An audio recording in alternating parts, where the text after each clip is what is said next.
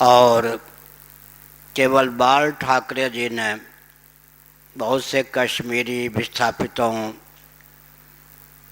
की सेवा का प्रकल्प चलाया।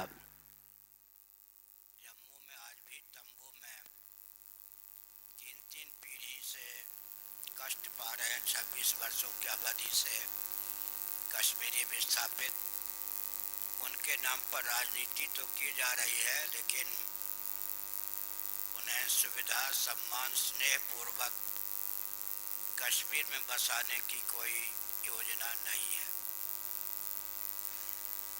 जम्मू के व्यक्ति की सहानुभूति भी कश्मीरी पंडितों के प्रति नहीं है। उसके पीछे कारण है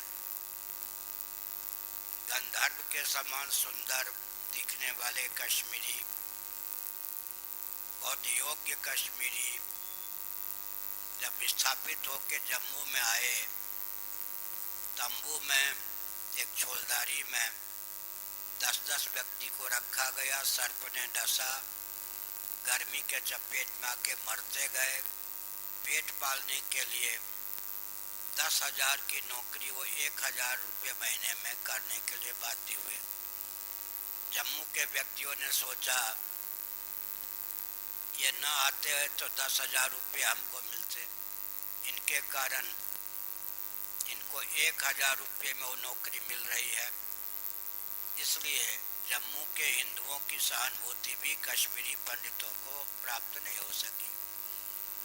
लगभग 1.5 महीने पहले मैंने वक्तव्य दिया था कि सुब्रमण्यम स्वामी ने मेरा नाम लिए बिना कुछ अंश उसका उद्धृत भी किया। 50 किलोमीटर का कम से कम क्षेत्र जिला स्तर का विस्थापित कश्मीरियों को सौंपा जाए। सुविधा पूर्वक, स्नेह पूर्वक, सम्मान पूर्वक, सुरक्षा पूर्वक, और कश्मीर को बचाने के लिए जो अवकाश प्राप्त, विश्वास पात्र और स्वस्थ सैनिक हैं जिन्होंने कश्मीर में मोर्चा संभाला, उनको बसाया जाए। भविष्य में भी जो कश्मीर से अवकाश प्राप्त करने वाले सैनिक राष्ट्रभक्त हों, स्वस्थ हों, उनको बसाने का प्रकल्प चलाया जाए। और जिस प्रकार चंबल घाटी में 10 युग का उन्मूलन हो गया, क्योंकि चंबल घाटी में जो लोग रहते थे उन्हें डराकर, उनकी गरीबी का लाभ उठा करके डाकू लोग प्रश्रय प्राप्त करते थे। जब उत्तर प्रदेश और मध्य प्रदेश के शासन तंत्र ने चंबल के घाटी में रहने वाले जो व्यक्ति, परिवार, उनके स्वास्थ्य का, शिक्षण का, स्वावलंबन का प्रकल्प चलाया, तो अपने आप चंबल से 10 युग कांड समाप्त प्राय हो गया। इसी प्रकार जो राष्ट्रभक्त कश्मीर की सीमा पर रहते हैं, जिनको डराकर, धमकाकर या जिनको मना करके अराजक तत्व उपद्रव करते हैं, उन्हें यदि स्वावलंबी बनाया जाए, सुबुद्ध बनाया जाए, सुरक्षित बनाया जाए, तो कश्मीर की समस्या का समाधान सुगमता पूर्वक हो सकता है।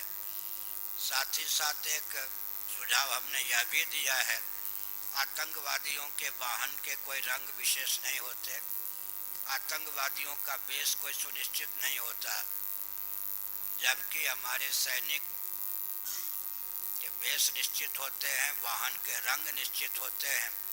वो झट से वाहन भी पकड़ में आ जाते हैं कि ये भारतीय सैनिकों के वाहन हैं। सैनिक भी पकड़ में आ जाते हैं, भून दिए जाते हैं।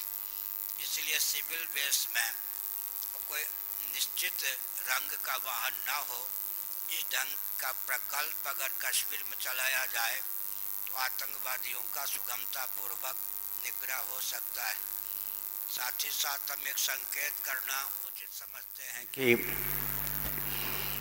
कश्मीर में जो शासन जम्मू कश्मीर में जो शासन चलावे पार्टी अच्छी प्रकार परखने की आवश्यकता है कि वो भारत के प्रति आस्थान्वित है या नहीं। जम्मू कश्मीर को लेकर जब आतंकवाद चला था, सबसे पहले हमारे पूर्वाचार्य जो कि पद पर थे, उनके शिष्य के बेटे को ही निशाना बनाया गया था। मुझे अच्छी तरह पता है। वो उनको घायल किया गया, वो जीवित रह गए। उसके बाद में सबसे पहले ब्राह्मणोचित ढंग से जो जीविका अर्जित करते थे, उन्हीं को निशाना बनाया आतंकवादियों ने। वे जब मार दिए गए या भागने के लिए बाध्य हो गए, उसके बाद भारत के प्रति आस्थान्वित, स्वयं को भारतीय समझने वाले जो व्यक्ति थे, उनको मारा गया। लेख के द्वारा, वाणी के द्वारा जो भारत के पक्षधर सिद्ध हुए, उनको मार दिया गया। उसके बाद जो मूक रहकर भी भारत के प्रति अपनत्व रखने वाले थे, उनको जीप में पीछे बांध करके रोड पर घसीट घसीट के मारा गया।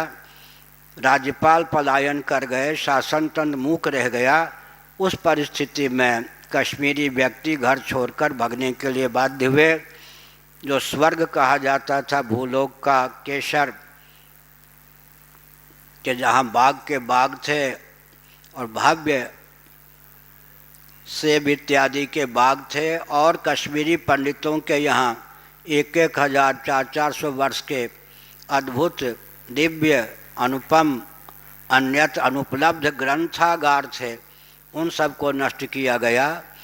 कितने ही शासन उसके बाद 26 वर्षों में भारत में केंद्र में आया, प्रांत में आया, उनके नाम पर बहुत कुछ वोट मांगा गया, लेकिन किसी ने कश्मीरियों का कष्ट नहीं समझा, उन्हें दूर करने का प्रयास नहीं किया।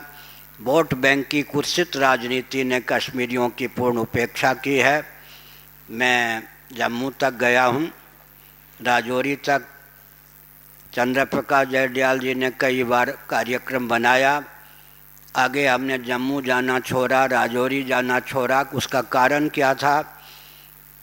वहाँ के व्यक्ति इतने डरे भुने कि वहाँ से संकेत आया, राष्ट्र पर कुछ मत बोलिए, भगवान की कथा कहिए, हंसाइए, रुलाइए, भगवान के नाम पर कुछ ऐसी ध्वनि आई, क्योंकि आप राष्ट्र पर बोल के चले जाएंगे, कल हम भून दिए जाएंगे, आपका कुछ होगा या नहीं, आपके नाम पर हम मारे जाएंगे।